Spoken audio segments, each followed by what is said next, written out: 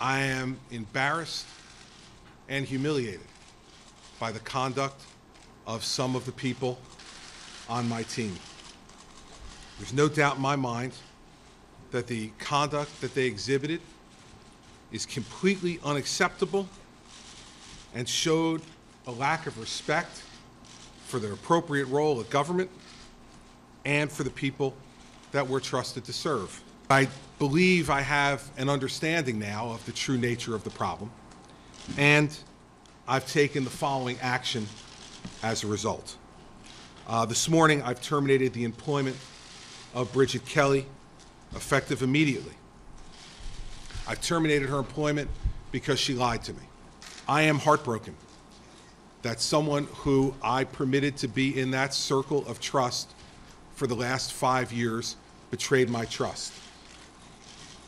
I would never have come out here 4 or 5 weeks ago and made a joke about these lane closures if I had ever had an inkling that anyone on my staff would have been so stupid but to be involved and then so deceitful as to just to not disclose the information of their involvement to me when directly asked by their superior. Ultimately, I am responsible for what happens under my watch, the good and the bad. And when mistakes are made, then I have to own up to them and take the action that I believe is necessary in order to remediate them.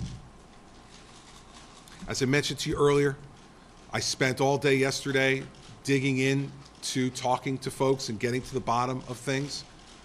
I know there was much discussion yesterday about what was I doing. Well, let me tell you, everybody, I was blindsided yesterday morning. I had no knowledge or involvement in this issue, in its planning or its execution, and I am stunned by the abject stupidity that was shown here, regardless of what the facts ultimately uncover. This was handled in a callous and indifferent way, and it is not the way this administration has conducted itself over the last 4 years, and not the way it will conduct itself over the next 4.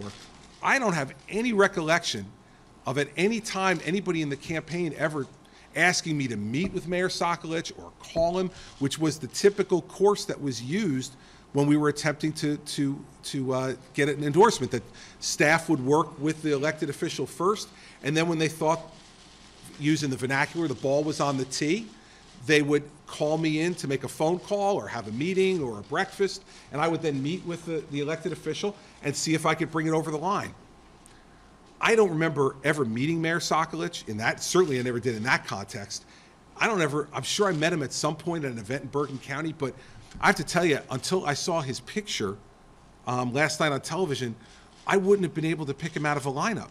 You always wonder about what you could do differently, and believe me, John, I haven't had a lot of sleep the last 2 nights, and I've been doing a lot of soul searching.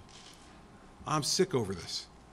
I have worked for the last 12 years in public life, developing a reputation for honesty and directness and blunt talk, one that I think is well deserved. But, you know, when something like this happens, it's appropriate for you to question yourself, and certainly I am. And I am soul searching on this. But what I also want the people of New Jersey to know is that this is the exception, not the rule.